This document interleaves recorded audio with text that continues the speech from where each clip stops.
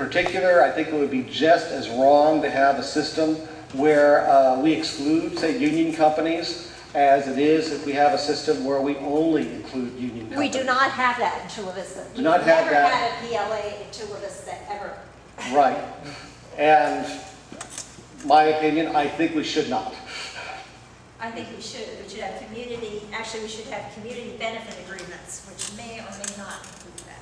Yeah, that's an interesting side discussion. And that could be where you make requirements on bidders or give bidders credit, for example, using local employees, that sort of thing. And those are very desirable things to talk about. And last but not least, something you may be unacquainted with. I think a lot of these other issues have been discussed in some depth, and you as very active people tend to be aware of them. But you may not recall that in 1993, we as a county passed Prop 172. That was a 0.5% sales tax to the county that was supposed to go toward public safety. Now the problem from our point of view is, according to the president of the Firefighters Association, we as Chula Vistans pay $14 million specifically in this one tax to the county, but we get back $700,000 in services. Now, I'm sure there can be some discussion, a little bit argument back and forth about a precise number, but obviously that's a really, really huge gap. I mean, we're in a situation where, in terms of police protection, we're not protected by the Sheriff's Department as some cities are. And obviously we have our own fire department. We really need it because there is no county fire department. So this is a situation where we're going to depend on our own leaders for our own city to assert our interest to the money that, certainly to my way of thinking, we're rightfully entitled to. At this point, these items have been presented to the City Council in written form.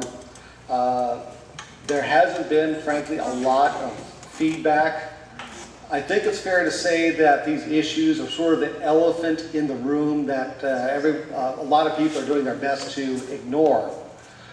But there is a certain amount of pressure on. If, for example, police and firefighters are cut, as there have been some indications they might be, it's going to be a lot harder to explain why that action is being taken without, for example, addressing pensions. It would be very helpful if the Southwest Civic Association were to endorse this plan. Not tonight, of course. You need time to read over this sort of proposal and consider it.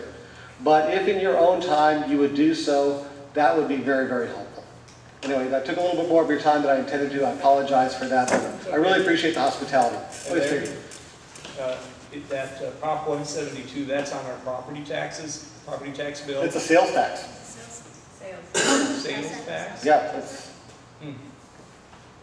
Okay. Any idea how much is collected in sales tax in Chula Vista? How much you get back? the estimate I heard was $14 million, get back $700,000. Yeah. Yeah, I have a chart that shows exactly where the sales tax goes. Actually, I don't remember that being on it. Let me see. Well, that must be part that goes to the county, I assume. Exactly. And the county's supposed to give it to us, but they don't. Yeah, money is very fungible.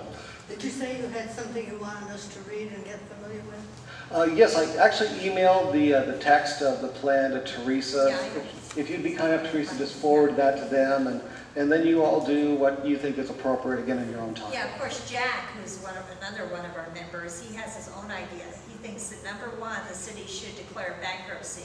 Because if they declare bankruptcy, that gives them a lot more options as far as renegotiating contracts and other things. Just the threat of bankruptcy can lead to a lot of good negotiations. Doesn't it lower a credit rating of a municipality or government agency? I would assume it. I mean, it's like the credit rating for California goes down when they start having problems. Yeah, Jack has his own way about it. Yes, ma'am. On the sales tax, is there a formula as to why we only get $700,000 and how that money is to do that? I don't think it's exactly like a formula. I think you just sort of figure out, for example, okay, we're, what would we be, about 5% of the county's population. So, okay, the county has a jail. Well, we have one in Chula Vista too, but let's ignore the fact we have a jail here in Chula Vista. Let's say that we're entirely dependent on the county's jail facility. Okay, so 5% of that jail expense, okay, we benefit from that, roughly speaking. So that's a credit. You know, frankly, there's not a whole lot of other things provided by the county public safety-wise that I can think of we benefit from. So therefore, the number tends to be quite low. How about the district attorney Okay, yeah, that's probably the other major one. and the courts? Courts are state. Yeah, I was gonna say courts are state. Yeah. The courts is state, all the courts Yeah. are state? Yes. Yeah, but I would say the DA is probably maybe the best example, even more so than the jail, considering we already have one. Public defender. Or, Shouldn't be 13 million a year though. yeah, it's obviously a really big number, and I don't think anybody here would want more than we're entitled to. But if we're paying more than we're getting back, whatever the amount, obviously that's a problem, especially in these tough times. You know, I sit on a water board, an arm of government, so I kind of know how it works. When people are in government, it's like sort of a big club, and we don't like to have friction. It just seems to be the nature of the beast. So, you know, if the county maybe gets a little bit more money than maybe theoretically they're entitled to, maybe that's not such a big deal. We don't want to make waves. Well, when you have very tight fiscal times and people are sacrificing or losing services, priorities should change. Larry? Yes. I'm sorry, would you repeat, related to that Prop 172 back in the early 90s, right? Yes. How much comes out of Chula Vista and how much we get back, did you say? The estimate I was presented was 14 million out of Chula Vista, 700,000 back. Consider that an estimate. I don't think it's too far off the mark, though. We know it's less than $1 million. Yeah. Yeah. And that's a really, really big gap. And that's a county sales tax Yes. that was passed? Yes. As you know, when it comes to public safety, people tend to be very trustful in giving. Maybe you could argue that in that particular instance, we were a little too giving with too few guarantees.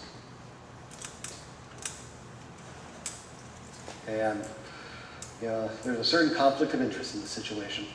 I hate the whole proposition process. Let the people we elect do this stuff because the people don't have any expertise to make decisions like this. Isn't that right? Actually, I'm usually rather awed by people's common sense. Truly am. But when you read any of these propositions, my God, they're so complicated. You know, when you read the whole text of them, how can anybody, layman, citizen, make any sense of these things? I hate the whole referendum process myself. But it's been on the books since what, early 1900s? Yeah, well, you might like this point of view. It's true, any individual, group of individuals can be fooled, but I think the people through the referendum process probably have a little better record of decision making than Sacramento does.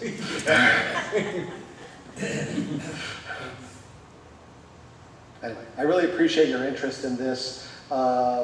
Perhaps when you forward that, you could include my telephone number and email address, so if anybody wants to get in contact with me, I'd be happy to pursue this line of questioning anytime. Thanks again. Thank you, Larry.